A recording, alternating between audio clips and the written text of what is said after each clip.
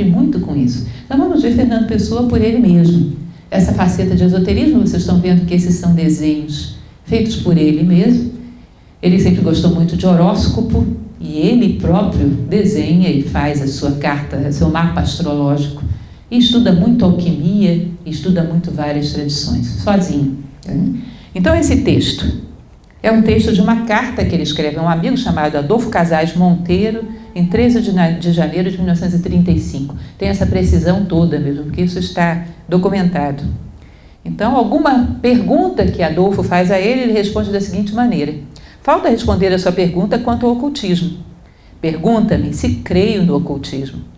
Feita assim, a pergunta não é bem clara. Compreendo, porém, a intenção, e a ela respondo. Creio na existência de mundos superiores ao nosso e de habitantes desses mundos, em experiências de diversos graus de espiritualidade, sutilizando-se até se chegar a um ente supremo, que presumivelmente criou este mundo. Pode ser que haja outros entes igualmente supremos, que hajam criado outros universos e que esses universos coexistam com o nosso, interpenetradamente ou não. Isso é interessante porque ele, quando é Fernando Pessoa, quando é ele mesmo, ele chega em determinados momentos a níveis de metafísica que são impressionantes. Há uma passagem de uma poesia que pertence ao Mensagem, que é o Ulisses, onde ele faz uma definição de mito. E olha, bom, eu trabalho com filosofia que trabalha muito com mito. A definição de mito que ele faz poeticamente em 2 ou 3 linhas é superior a muitos tratados a esse respeito.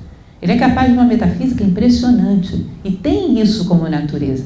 Só que parece que Fernando Pessoa brinca um pouco de Penélope, aquela Penélope da mitologia, que tece o seu tapete durante o dia e puxa o fio à noite. Parece que quando ele começa a se elevar demais, ele mesmo teme e retrocede. Aí vocês percebem que ele começa a extrapolar, extravasar, como se fosse uma âncora de segurança. Isso através de vários heterônimos que debocham daquela própria posição metafísica que ele tem.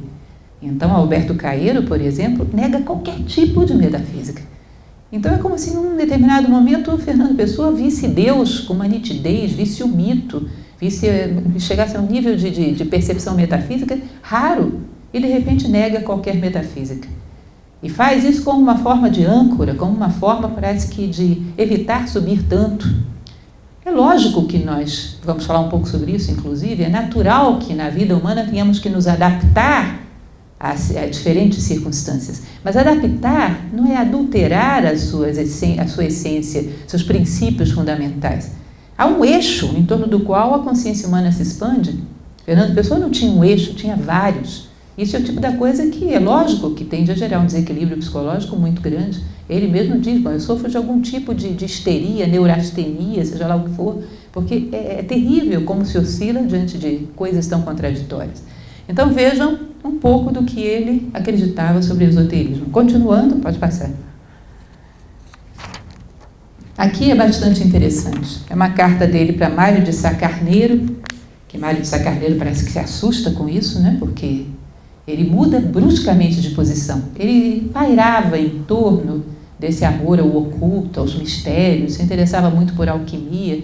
Mas um belo dia, como eu falei para vocês, alguém o apresentou um livro e pediu que ele traduzisse.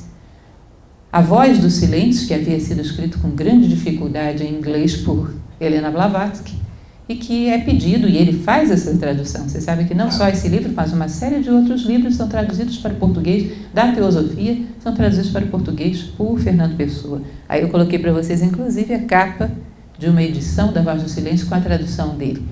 Então imaginem vocês o que deve ter sido esse impacto, porque a teosofia organizava todas as ideias dele e gerava um sistema tão organizado, onde tudo que ele pensava tinha sentido, que ele ao mesmo tempo se deslumbra e ao mesmo tempo se assusta. E essa carta então dele a Mário de Sá Carneiro. A primeira parte da crise intelectual, já você sabe o que é. A que apareceu agora deriva da circunstância de eu ter tomado conhecimento das doutrinas teosóficas. O modo como as conheci foi banalíssimo. Tive de traduzir livros teosóficos. Abalou-me a um ponto que eu julgaria hoje impossível, tratando-se de qualquer sistema religioso. O caráter extremamente vasto dessa religião-filosofia, a noção de força, de domínio, desconhecimento superior e extra-humano que ressumam das obras teosóficas perturbaram-me muito.